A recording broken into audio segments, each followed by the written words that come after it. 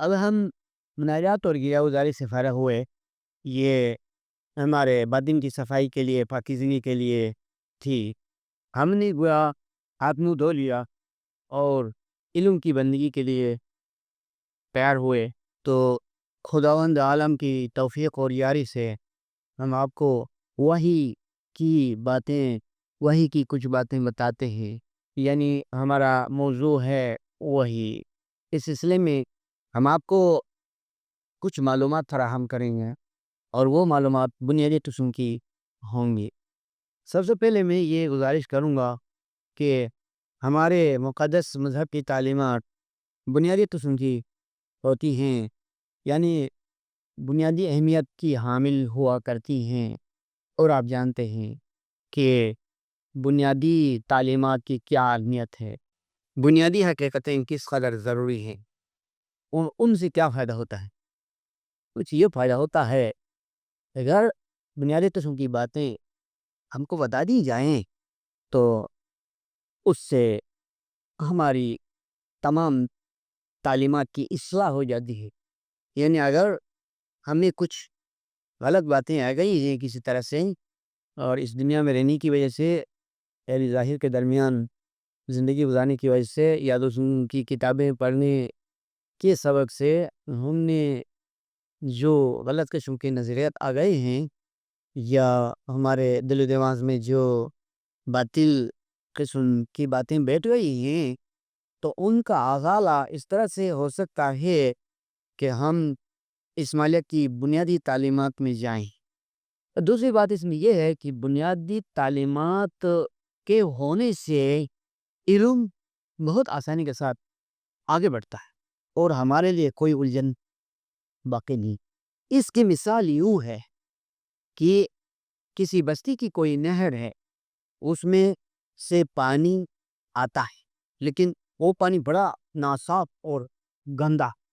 اس کے لیے کرنا یہ چاہیے کہ ہم جائیں ندی کی طرح۔ لازمی بات ہے کہ ندی میں پانی صاف ہوگا اور گندگی درمیان سے پیدا ہوئی ہوگی، اس لیے ہم جائیں اس سرچشمے تک یا اس ندی تک جہاں پر نہر ختم ہو جاتے ہیں، تو وہاں جائیں اور وہیں سے پانی پئیں، نہائے دھوئیں، اور پانی کا تجزیہ کریں، دیکھیں کہ کس قدر پانی صاف ہے۔ یہی مثال علم کی بھی ہے کہ علم دنیا کے بہت سے لوگوں سے ہو کر جو ہم تک آیا ہے، اس میں آلودگی ہو گئی ہے، اس میں آلائش ہے۔ علم کا یہ پانی جو بہت سے لوگوں سے ہو کر ہم تک پہنچا ہے، بڑا ناصاف، ہمیں اس کو استعمال نہیں کرنا چاہیے۔ اگر ہم لباس دھونا چاہیں تو ہمارے لباس دھل جانے کی بجائے اور زیادہ آلودہ ہو جائیں گے۔ اگر ہم اس میں نہانا چاہیں تو ہمارے جسم کی پاکیزگی نہیں ہوگی۔ اگر ہم پینا چاہیں تو یہ پانی پینے کے قابل نہیں ہے، اور اگر ہم غذا بنانے کے لیے استعمال کریں تو یہ صحیح نہیں ہے، ہماری صحت بگڑ جائے گی۔ اس لیے پہلے تو ہمیں چاہیے کہ اس نہر کے کنارے کنارے چلی جائیں اور دیکھیں کہ پانی کہاں سے آتا ہے، اس سرچشمے تک پہنچیں، وہ ندی تک جائیں جہاں پر کہ نہر کا وہ سرا ختم ہو جاتا۔ کتنی خوشی کی بات ہے، اور کتنی اچھی مثال ہے، بہت ہی دل نشین، دل پذیر، پسندیدہ مثال، بہت ہی آسان، کہ اس سے مومن کی عقل چمک جاتی ہے، اس سے مومن کو خوشی حاصل۔ اس مثال سے میری مراد وہ علم ہے جو روحانی، جس کو علم لدنی کہا جاتا ہے، جس کو روحانی علم کہا جاتا ہے۔ اس کے صرف دو نام نہیں ہیں، اس کے بہت سے نام ہیں۔ ہر قوم کے نزدیک اس کا ایک نام ہے، اس سرچشمے کا، اس علم کا، جس کی مثال میں نے پیش کی۔ صوفیوں کے پاس اس کے الگ نام ہیں، اسماعیلیوں کے نزدیک اس کے الگ نام ہیں۔ اہل ظاہر یعنی اہل شریعت کے پاس اس علم کے جو سرچشمے سے ابھی ابھی تازہ تازہ نکلتا ہے الگ نام اہل ظاہر کے۔ تو اہل ظاہر کے نزدیک اس کو وحی کہا گیا تھا۔ اہل ظاہر کے نزدیک اس کا نام وحی ہے اور الہام ہے، القاء ہے، القاء۔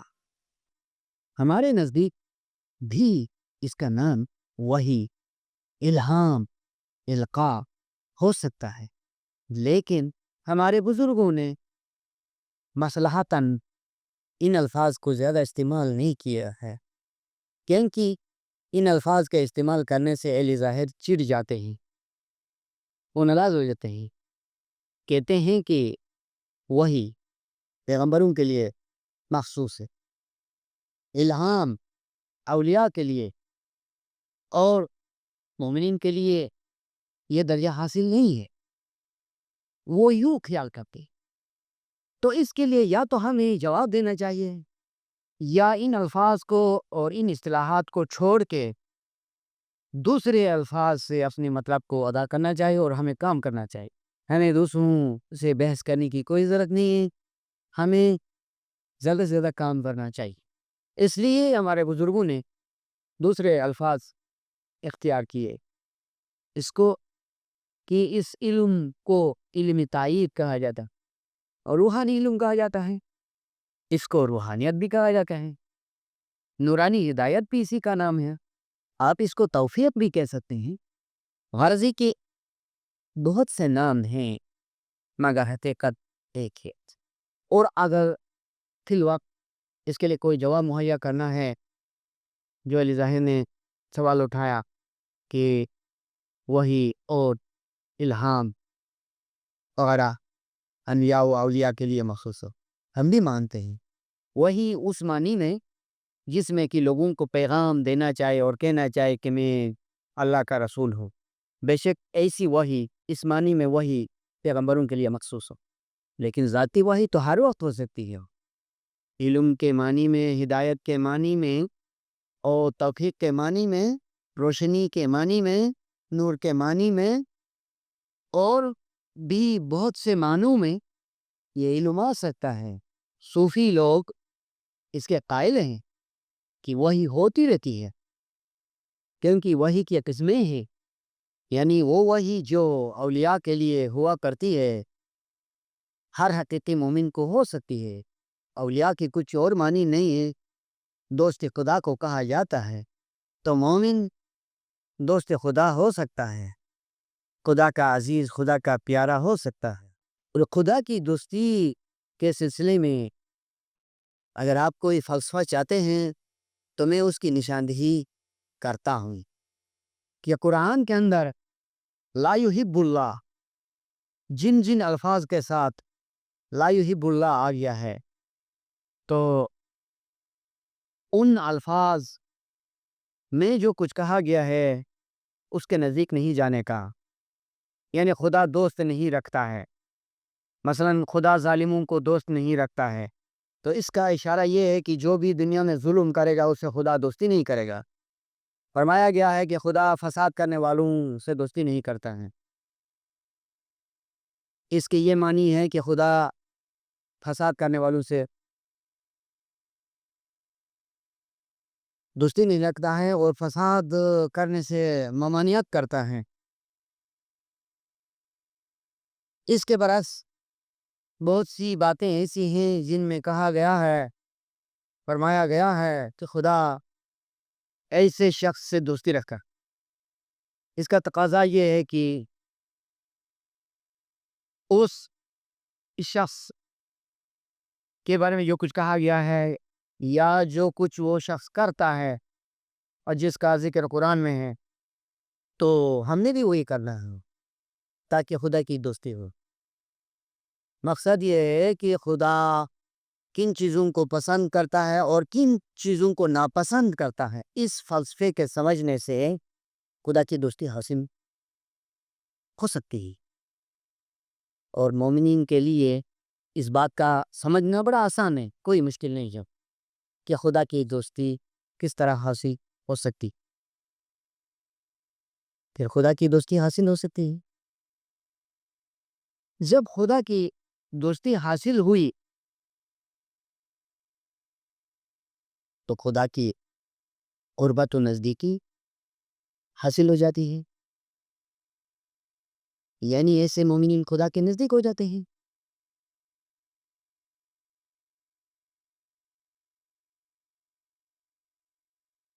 نزدیکی کے کیا معنی اور نزدیکی کا فلسفہ کیا؟ وہ یہ کہ جو شخص خدا کے نزدیک ہو تو وہ ضرور توفیق کے عنوان سے یا الہام کے عنوان سے یا وحی کے عنوان سے خدا کی ہدایات کو حاصل کرتا رہے گا. اور خدا کی ہدایات میں علم ہی علم.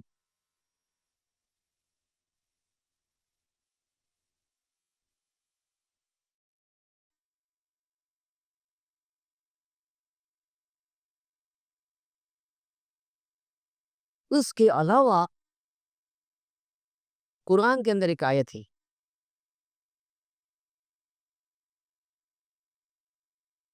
اس کا مفہوم یہ ہے جو فرمایا گیا ہے، اور خدا فرماتا ہے کچھ لوگوں کا تذکرہ کرتے ہوئے کہ خدا ایسے لوگوں سے قیامت کے دن کلام نہیں کرے گا.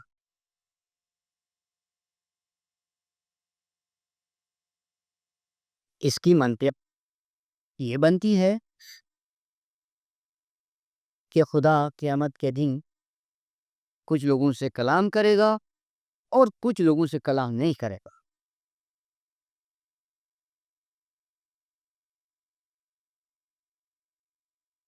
تو چلیے ہم وحی کے لفظ کو چھوڑتے ہیں علی ظاہر کے لیے.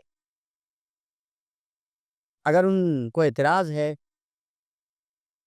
وحی کے لفظ استعمال کرنے سے تو ہم ان کی خاطر اس لفظ کو چھوڑتے اور دوسرے لفظ کو لیتے ہیں، اور اسی لفظ کو لیتے ہیں جو خداوند عالم نے فرمایا ہے کہ قیامت کے دور میں، ہمارے نزدیک قیامت اسی دنیا میں برپا ہونے والی ہے. قیامت کے دور میں خداوند عالم کچھ لوگوں سے کلام نہیں کرے گا اور کچھ لوگوں سے کلام کرے گا. اور جن لوگوں سے وہ کلام کرے گا ان کو وہ اس کلام کے ذریعے سے پاک کرے. کتنی اچھی منطق ہے، کتنی خوشخبری ہے، کتنا زبردست علم ہے، کتنی عظیم حکمت ہے. اس آیت کے اندر جن لوگوں سے اللہ تعالیٰ خطاب فرمائے گا قیامت کے دور میں، وہ اب تعالیٰ اس خطاب کے ذریعے سے ان کو پاک کر دیتا، پاکیزہ بنا لے. یعنی اس گفتگو کے نتیجے میں، اس خدائی مخاطبت اور مکالمت کے وسیلے سے ان کے سب گناہ معاف ہو جائیں. آپ گمان کرتے ہیں کہ خدا کے کلام میں علم نہیں؟ وہ تو ہی ان کا سچ چشمہ، وہ تو ہدایت ہی ہدایت ہے، وہ نور ہے. اس سے معلوم ہوا کہ علم سے گناہ معاف ہو جاتا.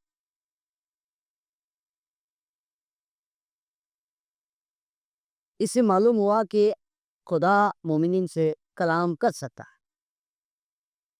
ایسا نہیں کہ اس کا کلام کرنا صرف انبیاء علیہم السلام ہی کے لیے مخصوص اور محدود ہو، جبکہ خداوند عالم نے یہاں پر ارشاد فرمایا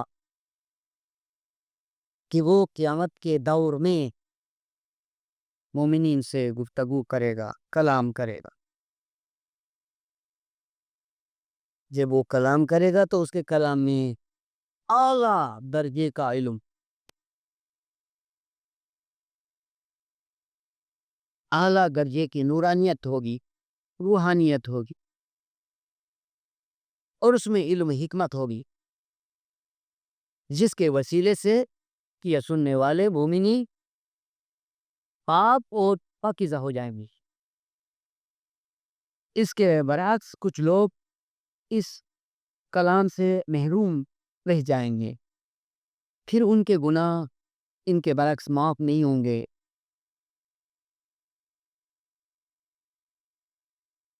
اور اگر مان لیا جائے کہ قیامت انفرادی بھی ہے، اجتماعی بھی ہے،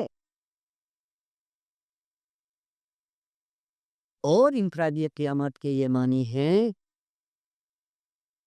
کہ کسی بندہ مومن کی کوشش سے کبھی بھی ذاتی طور پر برپا ہو سکتی ہے۔ نتیجہ اس کا یہ ہوا کہ انفرادی قیامت میں بھی خداوند عالم کسی مومن سے کلام کرے گا،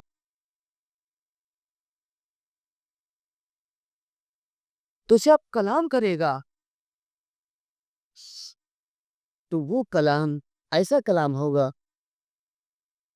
جیسے موسیٰ کلیم اللہ سے کیا گیا تھا، یا ان حضرت سے معراج کے مقام پر کیا گیا تھا۔ وہ کلام وحی کے برابر ہوگا، نام اس کا وحی نہیں ہوگا، لیکن درجے کے لحاظ سے وہ وحی کے برابر ہوگا۔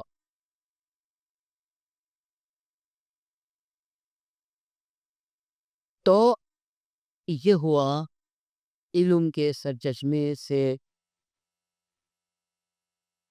علم کو حاصل کرنے، اور مثال کے طور پر بستی سے گزر کر ندی کے پاس جانا یا پہاڑ پر پہنچنا،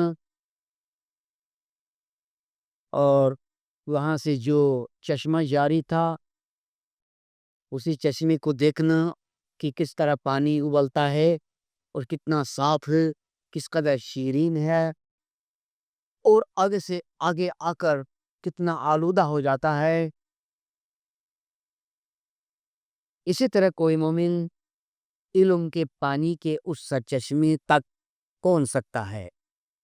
یہ بنیادی علم ہے، اس کو کہتے ہیں بنیادی علم۔ اب ایسے شخص کے لیے کوئی خوف نہیں ہے کہ علم میں کیسی کیسی الجھنیں پیدا ہو گئی، اور کیسے کیسے مسائل ہیں، لوگوں کے لیے ہیں، ہمارے لیے نہیں ہے۔ نہر کا پانی اگر گندا ہے تو ہے، لیکن ہم علم کے سرچشمے کے قریب جا سکتے ہیں اور ندی تک پہنچ سکتے ہیں، اور ہم وہیں سے صاف شفاف پانی کو استعمال کر سکتے ہیں۔ ہم نے دیکھا ہے کہ کس طرح پانی گندا ہو جاتا، چونکہ ہم نہر کے کنارے کنارے جا رہے تھے تو ہم کو پتہ چلا کہ رستے میں کس طرح مٹی پڑتی ہے، لوگ کس طرح کوڑا کرکٹ اس میں پھینکتے ہیں، اور لوگوں کی موریاں غلطی سے یا جان بوجھ کر کس طرح نہر کی طرف انہوں نے چھوڑ دیا۔ جب انہوں نے پانی کو استعمال کیا تو پھر کس طرح پانی گندا ہو گیا۔ لوگ جب اپنی غرض کے لیے پانی کو استعمال کرتے ہیں تو پانی میں جراثیم آتے ہیں، تو علم بھی پانی کی طرح ہے۔ اس لیے ہم دوسرے لوگوں کی روایات کو اپناتے نہیں، ان کو سنتے نہیں۔ ہمارے نزدیک وہ چیزیں ناصاف، ہم کو خداوند نے بہت پاک و پاکیزہ چیزیں عنایت کی، ہم ہمیشہ ان پاکیزہ چیزوں سے فائدہ اٹھاتے اور انہی کو استعمال کرتے۔ تو میں کہہ رہا تھا کہ وحی کے موضوع کو چھڑتے ہوئے کہ بہت سی اصطلاحیں ہیں جو کہ وحی کے برابر معنی رکھتے ہیں، ان میں وحی جیسے معنی بہت سی اصطلاحیں ہیں، ان کا مطلب ایسا ہے جیسے وہی کا مطلب، ان کا مفہوم ایسا ہے جیسے وہی کا مفہوم ہے۔ تو اس لیے ہمارے نظریات دوسروں سے الگ اور مختلف ہیں، ہماری تعلیمات مخصوص ہیں، ہم کو دوسروں کی کتابوں سے کوئی فائدہ نہیں ملتا، ہماری اپنی مخصوص کتابیں ہیں اور ان میں اعلیٰ اعلیٰ باتیں ہیں۔ ہم اسماعیلی فرشتے ہیں، فرشتوں کی غذائیں مخصوص ہوا کرتی ہیں، فرشتوں کی غذائیں جلالی غذائیں ہیں اور پاکیزہ غذائیں۔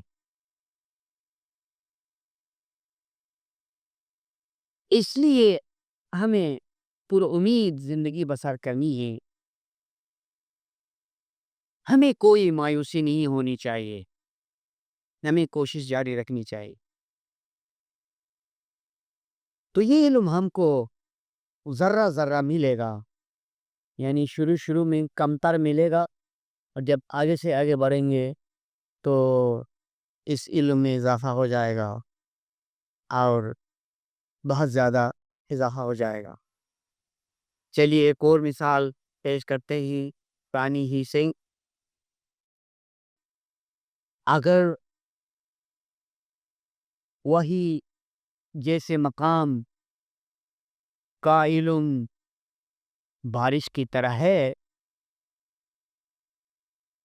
تو توفیق شبنم کی طرح ہے۔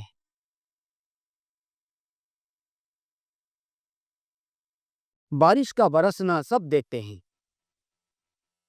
لیکن شبنم کا پڑنا کوئی نہیں دیکھتا ہے۔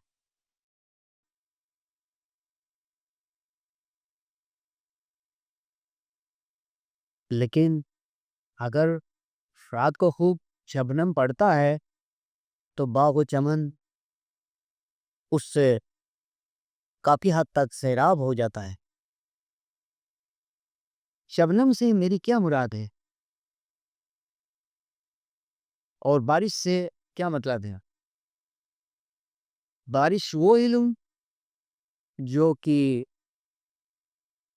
نمایاں کلام سے کسی مومن کو حاصل ہوتا، جس میں مولا کلام کرتا، جس میں خداوند خطاب فرماتا۔ اور شبنم کا مطلب ہے کہ روحانیت کی کسی آواز کے بغیر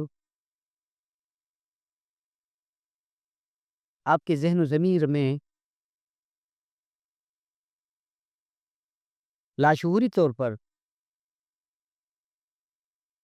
اچھی باتیں ابھرتی ہیں، ذہن کی سطح پر اچھی حکمتیں، اچھے افکار، اچھے خیالات اور علم کی جدید قسم کی، نرالی قسم کی، انوکھی قسم کی باتیں ابھرتی۔ اس کا پس منظر کچھ بھی ہو، عبادت ہو، ذکر ہو یا کہ دین کتابوں کا مطالعہ ہو، کوئی پس منظر تو ہونا چاہیے، یا اخلاق کی بلندی ہو، تو اس وقت آپ کے اندر علم کا شبنم پڑتا ہے۔ تو میں نے ایسے علم کی تشبیہ شبنم سے دی، اور اس طوفان خیز علم کی تشبیہ بارش سے دی، جس کا نام وحی ہے اہل ظاہر کے نزدیک، اور اہل باطن کے نزدیک اس کا نام علم لدنی ہے۔ علم لدنی کا مقصد وہ علم